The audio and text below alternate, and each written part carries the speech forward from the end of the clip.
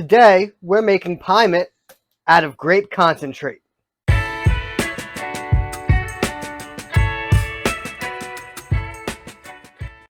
So today, we're making a Pyment, which is a mead that has grapes in it, or a wine and mead fusion, which is awesome. Before we get started, I just want to say, when doing my research, and even when making Pyments in the past, it always seems to revolve around red grapes or red grape juice or things of that nature, which would make a red wine flavored Pyment.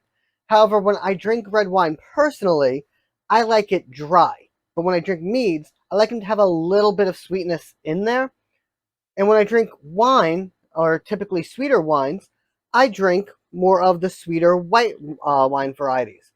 So when thinking of how to make a Pyment that would be honey forward with a little bit of sweetness, I said, why am I fighting the generalizations of what I like and what I don't like, and instead going towards what I do like? One wine I do happen to like is Riesling, which is a sweeter white wine. And on Amazon, I found a Riesling juice concentrate, which all it's in this container is Riesling grapes that are concentrated down and pulped.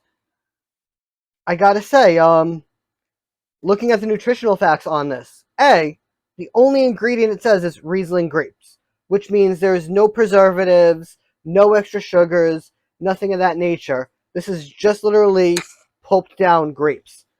And then I look at the other facts, and one thing I saw was it said it has 25 grams of sugar, with no added sugars to it, which I was like, that's not a lot of sugar. And then I looked at serving size, and the serving size is 1 fluid ounce, which means there is 32 fluid ounces in this container. And I said, holy cow, that's a lot of sugar in here. And I want to make this a mead, which means I have to have at least 50% fermentable sugars, being honey. But giving 1 pound to 2 pounds of this, I didn't know if that was fair. So there's going to be some tweaks to our recipe as we go along today. It's going to be a good time, and I hope you guys enjoy. But I just wanted to get that out there before we started actually combining the recipe. And there's going to be a little bit of math involved. So I hope you have a hydrometer, because this little thing, in order to make this recipe, is going to be crucial. But here's what we're going to need. And I'm going to get our equipment right here. Oh, and it came with a beer too. Cool.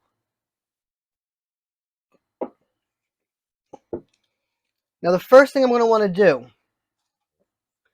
is I'm going to weigh out about 1 pound of this Riesling concentrate. I'm going to get my scale all set up in 2 ounces. Before I go forward, I just want to mention everything that touches my brew today has been sanitized. I used a Star San solution. I put everything in a tub, let it sit for a few minutes, drained it, let it dry adequately. It's still a little on the wet side, but that's okay.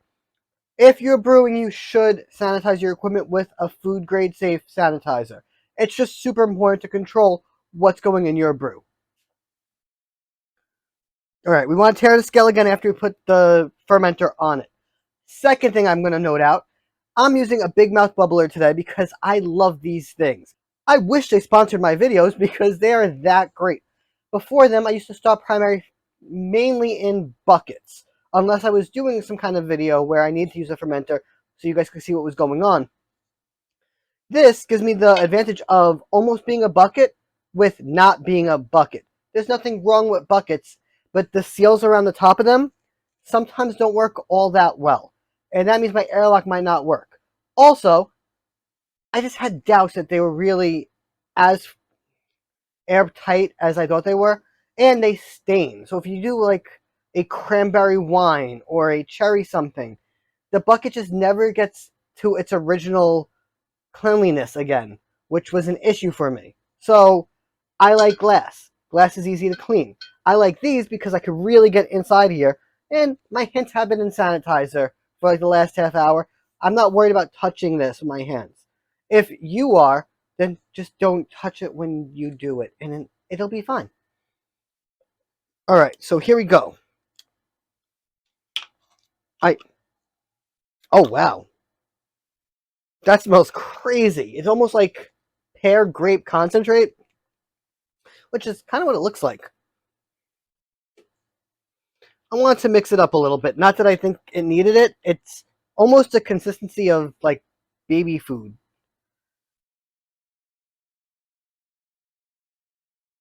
All right. I am good. That's on the dot. Don't need to scale at the moment, so we're just going to put that to the side.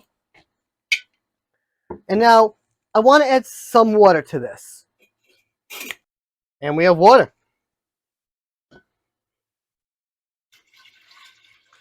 The thing is it's too thick on its own for me to really get a gravity reading of it. I'm going to give it a nice little mix.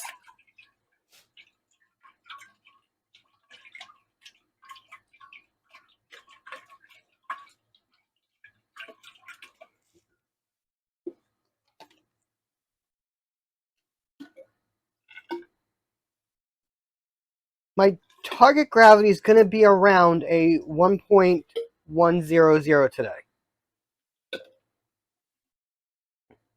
And it might go a little bit higher, but I have a yeast that can handle that.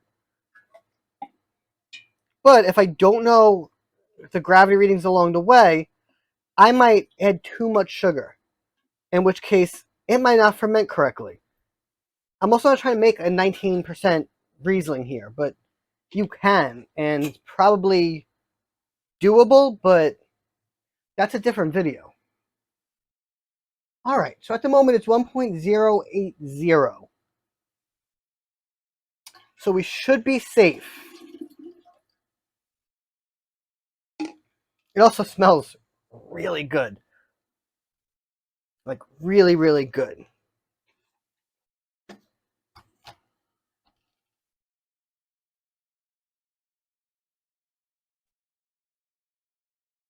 I'm going to add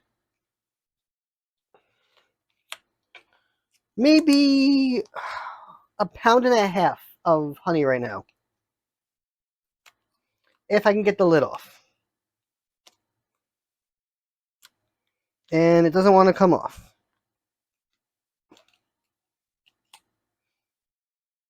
And I won. All right, let's add some honey.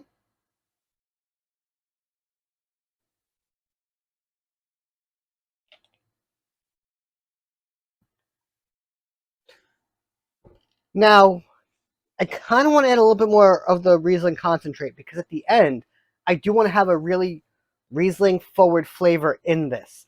But to be a mead, it has to be at least 51% honey as the fermentable sugars. So that gives me some questions. However, I could probably make a smaller batch with just the Riesling concentrate. Now, if you just use the Riesling concentrate and water, you will make a Riesling wine. And it's made with Riesling grapes, so you technically did make a Riesling wine in your own home, which is awesome. If you don't like Riesling, or you've never had it, or you have a wine varietal grape thing, a grape or preferred wine grape that you want to use, they have a lot of different options on Amazon. So you could go that direction. If you want to try making a Pyment with store-bought grape juice, please go ahead. You buy grape juice from the store. You add some sugar and some yeast, and you will make a Pyment. No, I'm lying to you. You go to the store and buy grape juice, and you add honey to that to a respectable gravity, and ferment that through, and you made a Pyment. A little bit of honey on the sides here, and I have to be as exact as possible. Pre-fermentation, when mixing up everything, be as messy as you want. Really, create some bubbles, make some splashes. Oxygen is good during the initial part of fermentation, when the yeast is first waking up and starting to do its job. It actually is a requirement. It needs some. So if you were to put some CO2 on top of this afterwards and try to protect it, you would actually suffocate your must and probably not create fermentation, which is crazy. All right, I'm going to add a little bit more water now. So up to this line now is a gallon. in this fermenter. And this is a 1.5 gallon fermenter, so I could fit pretty much up to here. But you also have to give yourself headroom when you're doing this, because when this becomes active, it could foam up and overtake your airlock. The more space you give it during primary, pretty much the better. It's just a tricky window because after fermentation is done, you then want to get into a vessel with less headroom to prevent it from oxidizing. So, you'll learn a little bit more the more you do this. The color's really cool. I'm liking this so far. All right, we're going to take our next reading.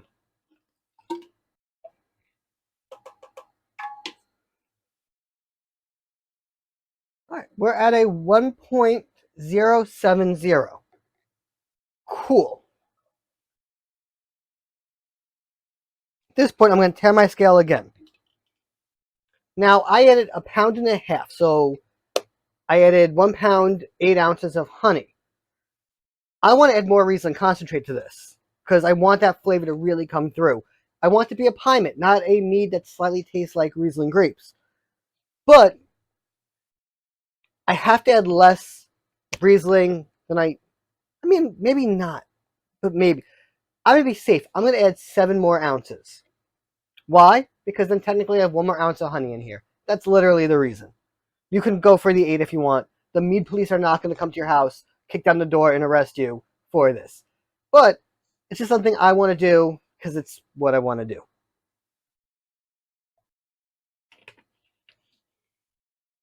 And now I have 8 ounces or 9 ounces of Riesling concentrate I could do something else with, which might be another video.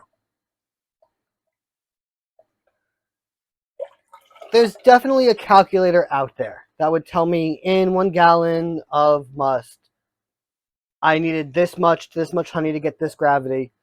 It's definitely some formulas you can use, but in all honesty, we have a hydrometer.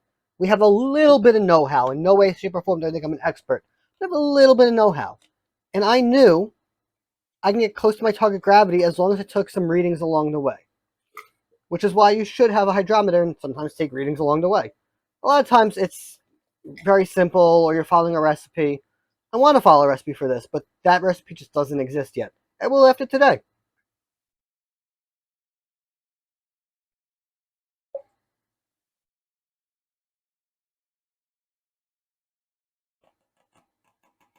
We are at a 1.090.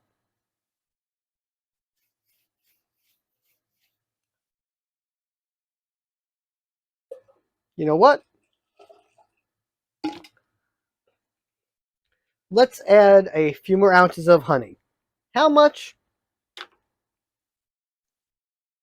You know what? I added 7 ounces of Riesling. I'm going to add 7 ounces of honey. Now, every time I add more sugar to this, I'm adding more volume, which is going to dilute the overall amount of everything in a way, which is why I said start with a fermenter that can hold a little bit more. Also, your mileage may vary. Get rid of the scale real quick. Your mileage it might change for you. If you add a few drops more water than I did, if your scale is just a little bit less calibrated than mine is, or any other million factors of what happened, maybe your batch of Riesling concentrate has more or less sugar. Maybe your honey has more or less gravity in it. That happens. I've noticed with certain brands of honey, 2 pounds gives me a much higher gravity than with other honeys. Maybe you didn't mix it. Maybe I'm not mixing it well enough. There's 100 different factors that can make your gravity change just slightly. So as long as you're doing this and you're trying to hit that 1.100 mark, your results should be similar. And that's part of the fun of brewing, is it can change. It's a science. It's not really a math. There's definitely math to it, but there's a million variables that can change it just slightly and make a whole different thing happen. So having accurate numbers, taking good measurements at the beginning, and creating a recipe that's easy to replicate is super important. I also can't see to the bottom of this, so I'm kind of feeling it with the spoon to make sure I have the honey mixed in enough I'm scraping the sides as much as I can, scraping the bottom as much as I can. A good rule of thumb is when you think you're fully mixed up, go for a little while longer. All right, next reading. This smells so good. I cannot wait to try it. I want to try it now, but it's definitely sickeningly sweet right now.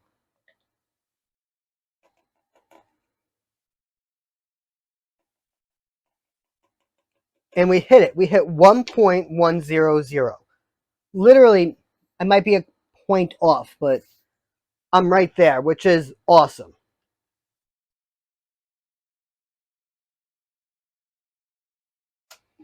All right, so now normally, two things I add to almost every brew I start with is orange peel and wine tannin. Well, I'm not going to add tannin to this one, not in primary. And you normally don't. You could add it in secondary, it is fine. But there's grape skins in here, which create tannin. And because I know that, there might be enough tannins in here naturally that we're not going to need the extra tannin in our brew. I don't want to add the orange because I've never drinking a glass of Riesling and said, I wish it had more orange notes. I might add some citrus into secondary, but that's going to be after it ferments. I want to taste this the way it is. I am, however, going to add about half a teaspoon of pectic enzyme. This is going to help extract a little bit extra from those grapes, from those skins, and also help all that pectin clear out, which is going to make a very clear wine instead of a hazy one, or mead in this case. And then, confession time. I bought Fermento. I know I've been using Fermex for all my brews for years. And here's the thing, I've made at least a couple hundred meads in my lifetime at this point. And I've always used Fermex and I've always added it at the beginning. And in my mind, I knew it was DAP. And in a recent video, someone mentioned to me that using Fermex, which is DAP, at the beginning could harm your yeast colony, which I wasn't sure that was true. And I did a little bit of research. And here's the thing. Some people are saying it can. I've never seen it. And I've made enough brews to really say, oh, it's perfectly fine at the beginning. But that's a really kind of disservice. Because if you guys are following my video, and maybe you're using a different yeast than I'm using, or your environment's a little bit different than mine, and maybe adding DAP at the very beginning before the lag phase, or before the yeast really wake up, that DAP harms that colony and your brew doesn't come out the way you want it to, that might stop you from ever brewing again. So I'll say this, if you are using Fermex, you might want to wait 24 hours after your brew starts to add it, which is when it's going to need the nutrients anyway, because you have a healthy colony working. However, I've always added it at the beginning and I've personally never seen an issue. And at least for a little while, I'm going to start using a little bit of Fermento, which you can add right at the beginning. I'm going to sprinkle it right on top. I'm going to give this a good mix. And you know what? If I end up hating it as a nutrient, then I'll just go back to my old way of doing it. But I just felt like it was important to say that because, you know what? You could do something hundreds of times and be wrong when you do it. Or just not have all the information. So we're going to leave it at that. Now for yeast today, I'm going to use my 71B because it starts up fast, does a clean fermentation. I have a lot of it, and it could definitely handle the alcohol tolerance of this brew. Which, by the way, if this goes dry, and I think it might, I'm not sure because it could be some unfermentable sugars in the concentrate, so we'll find out. But if this goes to 1.000, the alcohol tolerance is going to be right here, which I think is good for a mead. So I'm happy with that. And 71B is good up to 16% and can go a little bit higher, or so I hear. So I say so I hear because I've never really tested the waters with it. That might be a fun video as well.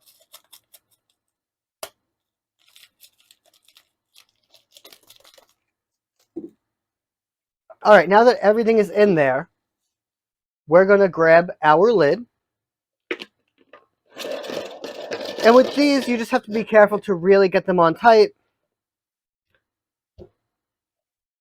There we go. I'm going to take my painter's tape. As I always say, use notes with painter's tape. Comes right off the fermenter, super clean.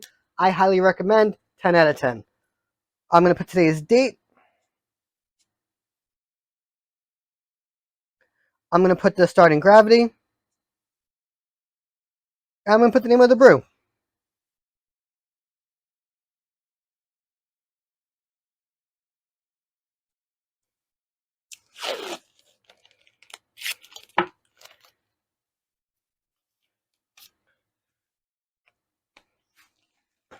So what's going to happen next is I'm going to let fermentation kick off. Should be anywhere between 2 and 24 hours from now. I'm going to let it ferment through. And then I'm going to put the second and third steps into the next video. So you'll see the next two videos combined because it's from part 1, racking. Part 2 is usually bottling and tasting. And they're shorter videos. And if you follow along on the natural progression of how I brew, I have videos on racking, I have videos on bottling. If you start this video because you love the concept, there's enough information for you to rack, taste, and bottle without seeing how I did it. But if you want to follow the journey along, I'll post them so they're available to you so you can see what the results are. In this case, I already know it's going to be a really tasty mead that tastes like white wine. It's going to be awesome. It's going to taste like Riesling wine. And if there are any other adjuncts, like if something surprising happens, that might be a video I post a little bit sooner. But other than that,